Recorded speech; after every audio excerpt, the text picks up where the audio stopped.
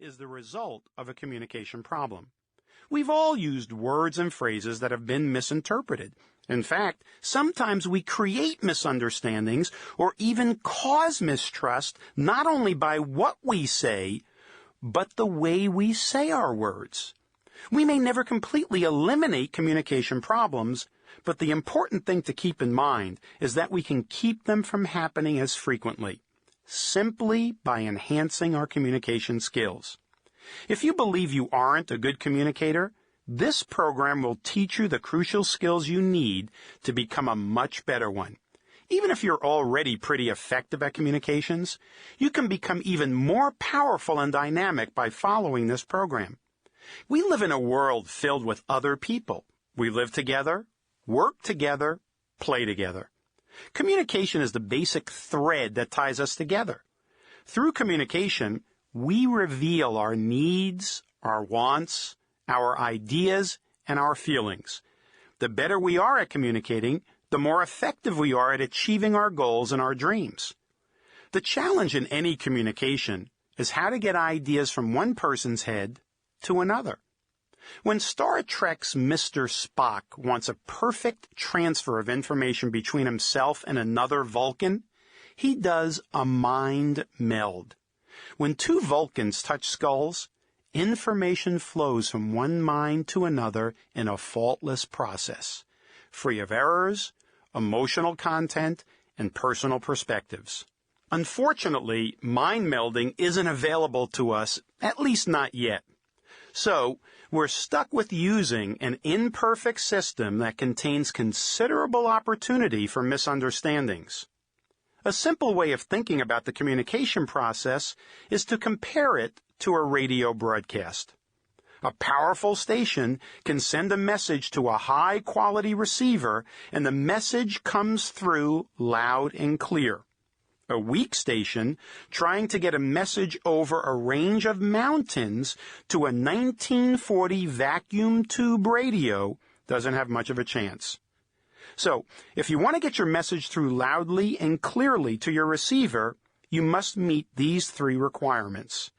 First, make sure you are a powerful station. Your words need to present your message clearly. Your vocal tone needs to match and strengthen your words. And your visual appearance and gestures need to be consistent with your words and vocal tone. Second, clear the environment. Anytime during the communication process, noise or static can drown out your message. Don't try to transmit over a mountain range. Eliminate distractions or excess noise or messy, chaotic surroundings. Present your message at a time when it can be received. A radio station that wants to reach business commuters plays its message during the drive time, not at 3 a.m. Finally, make sure the listener's radio is on. Get your listener's attention.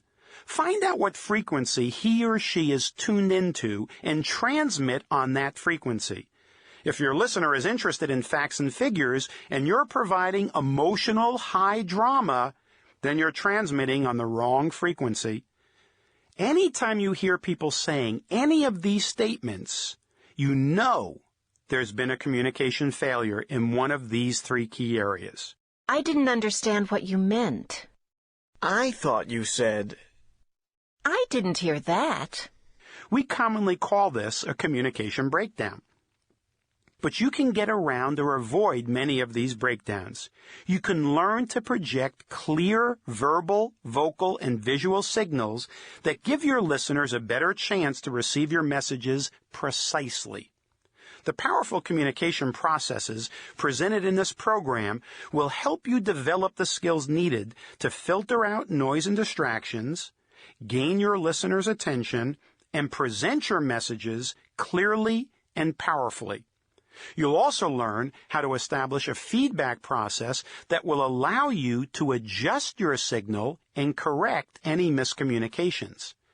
As you use these skills to send, listen, and give feedback to others, you will minimize communication barriers and establish an effective, efficient communication climate, a climate that establishes